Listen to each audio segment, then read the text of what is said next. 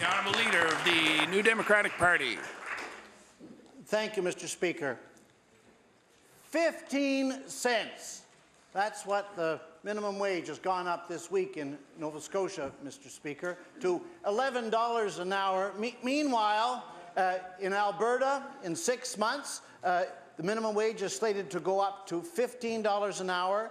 And in Ontario, in 9 months, it's slated to go up to $15 an hour. So I want to ask the Premier, on behalf of the 130,000 people in Nova Scotia who are working today for less than $15 an hour, how does he think we can get where we need to go as a 15-cent jurisdiction in a $15 world? The Honourable Premier. Thank you, Mr. Speaker. I want to thank the Honourable for the question. As you know, that increase was based on the structure that was put in place by the former NDP government. Those increases have been based on the committee that they'd put together back when they were in government.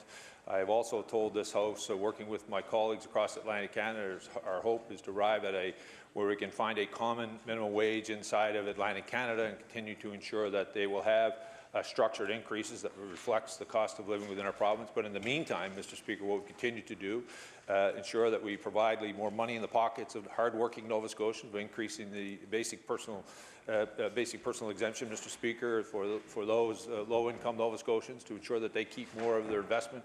It's why we've continued to make sure we have universal pre-primary programs across the province to get more people back into the workplace, Mr. Speaker.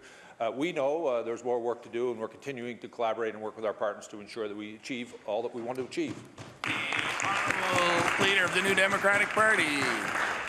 Mr. Speaker, the tax changes of which the Premier speaks stand to put hundreds of dollars in people's pockets, but the difference between $11 and $15 an hour would put thousands of dollars every year in the pockets of these 130,000 people. So in this sense, the Premier's answer indicates to me an inadequate awareness of what is actually happening in actual economies in Canada on this front. What's actually happening in the actual economy of Ontario at the moment is in the sector that has the greatest concentration of minimum wage employees, accommodations and food services.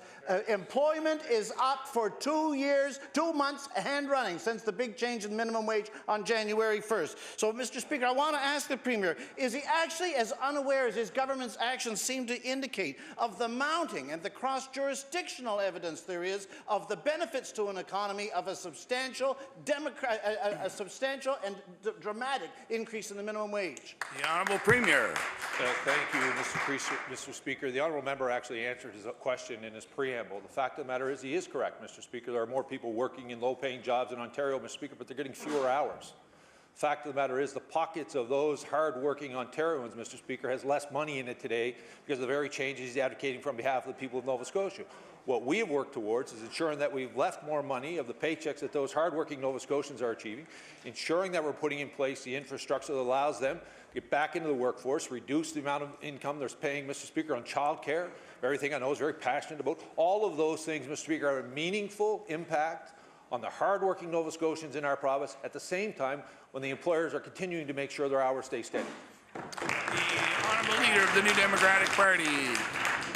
Thank you, Mr. Speaker. The effect of the 15-cent change this week is to make us now in Nova Scotia the jurisdiction in Canada with the second lowest minimum wage in the country by a whole differential of 4 cents.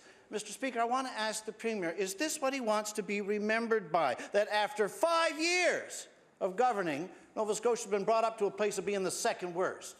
The Honourable Premier. Mr. Speaker, again, I want to thank the Honourable Member for the question. I want to remind him, Mr. Speaker, that we continue to reduce the wait for income housing in our province. We reduced it by 20% affordable housing. We've made a commitment to reduce it by another 30. We're on track. I want to remind the Honourable Member we have one of the best performing economies inside of Canada. I want to remind the Honourable Member in the last 2 years we've seen more young people choose to live in this province than leave, Mr. Speaker. Those are all positive signs of an economy moving forward. We know hard-working families in this province need support. It's why we brought in the pre-primary program, Mr. Speaker, one that wasn't supported by his party. We're going to continue to work, ensure that there's subsidized daycare for those individuals who require our support. We're going to continue to make sure, Mr. Speaker, that those hard-working Nova Scotians get to keep more of their own money, put it in their pockets. Mr. Speaker, those events and those public policy positions are having a huge impact on those Nova Scotians who require our support.